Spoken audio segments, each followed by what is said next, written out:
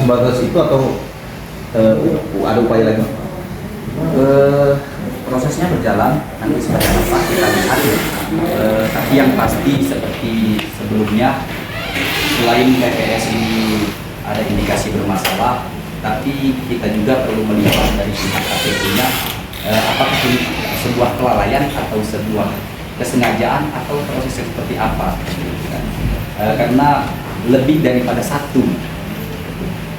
Mungkin diduga terstruktur, mungkin untuk sementara waktu kami tidak berani untuk menduga-duga, biarlah ini berproses bagaimana mestinya sistem hukum kita berjalan di proses.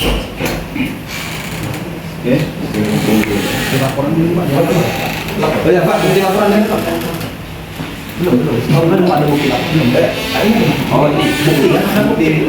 Dengan bukti rekaman mungkin ke Bawaslu aja ya, karena menyangkut kepentingan pihak yang dirahasiakan. Oke, angka Pak Takwa, Wakil Kantor Manis. Ya. Ada di sini. Itu ada nah.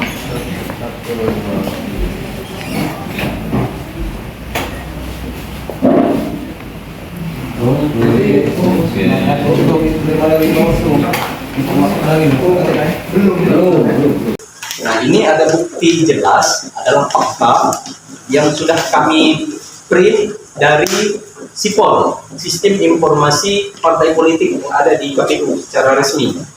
Contoh misalkan salah satu atas nama Meli.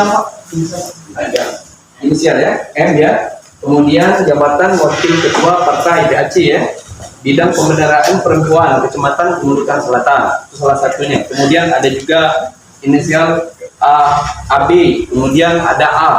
Nah, dari nama-nama tersebut, menurut peraturan Perbawaslu nomor 8 tahun 2020 tentang penanganan pelanggaran terkait dengan tahapan pilkada, pemilu pilkada gubernur dan wakil gubernur, bupati dan wakil bupati, wali kota, itu memang jelas aturannya. Kalau ada pelanggaran masyarakat yang memiliki hak pilih, disilahkan untuk melaporkan ke Bawaslu terdekat, apalagi yang di wilayah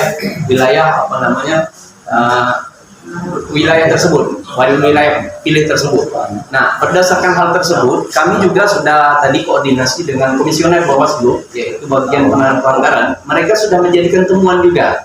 Ini adalah salah satu bentuk kelalaian menurut kami. Bisa jadi mungkin kesengajaan, karena lebih dari satu, sekitar 4. Ini adalah perbuatan KPU yang kami anggap, kami duga bahwa ini adalah bentuk kelalaian. Nah, jadi Bawaslu sudah menemukan ini sebagai temuan. Oleh Bawaslu Organ Hilir menemukannya temuan. Kami sebagai pelapor di sini membuat laporan juga, biar jadi ini adalah jadi penguat. Artinya kalau seandainya laporan di Bawaslu sesuai dengan Perbawaslu tadi, hasil kajian mereka, putusan mereka adalah rekomendasinya selama 7 hari. Ternyata laporan kami ini kan membutuhkan waktu selama 14 hari. Kami harapkan ini adalah bentuk perhatian khusus untuk masyarakat, khususnya Sumatera Selatan ya. Jangan sampai kembali lagi seperti ini. Artinya makanya di sini pelapor ada sekitar jumlahnya 8 orang yang datang di sini. Artinya inilah bentuk keseriusan kami. Kami ingin menjunjung tinggi, mengawal demokrasi, menjaga integritas, menjaga netralitas para penyelenggara pemilu seperti itu. Jadi harapan kami seperti itu. Jadi sekiranya hanya TPS saja yang diketahui kepala kesannya. Sebenarnya harapan kita meminta kepada Bawaslu untuk mengeluarkan rekomendasi hasil dari laporan kami ini. Pertama, minimal. Yang pertama adalah KPU untuk memberikan rekrutmen ulang dari awal, karena ini adalah memang cacat hukum seperti itu. Kemudian kami juga meminta kepada pihak Bawaslu untuk memberikan rekomendasi ini bahwa ini perlu akan disidangkan ke DKPP. Karena kami harapkan kalau memang ini laporan ini masuk rekomendasi dan diteruskan ke DKPP, bahwa KPU organ ini dia perlu dilakukan pertanggungjawaban, karena ini adalah bentuk laporan pelanggaran baik itu pelanggaran administrasi ataupun laporan pelanggaran kode etik seperti itu. Karena kode etik mereka seperti itu, harus menjunjung tinggi nama baik dan netralitas kepemiluan. Dan kita tahu bersama 4 orang anggota PPS terpilih ini kan juga anggota dari salah satu partai Pak, akan Bapak melihat kredibilitas komisioner KPU terlibat mungkin di sini karena ini lebih dari 1 orang Pak. Ya, makanya kami lihat seperti ini sesuai dengan apa yang telah dijelaskan oleh teman-teman pelapor tadi, karena kami berasumsi ini bukan suatu kelalaian. Jadi ini adalah bisa berbentuk suatu kecerobohan. Nah, bentuk ini ya namanya kesengajaan. Karena ini lebih dari 1. Kalau seandainya kan begini, aturan SOP dalam proses seleksi itu ada SOP.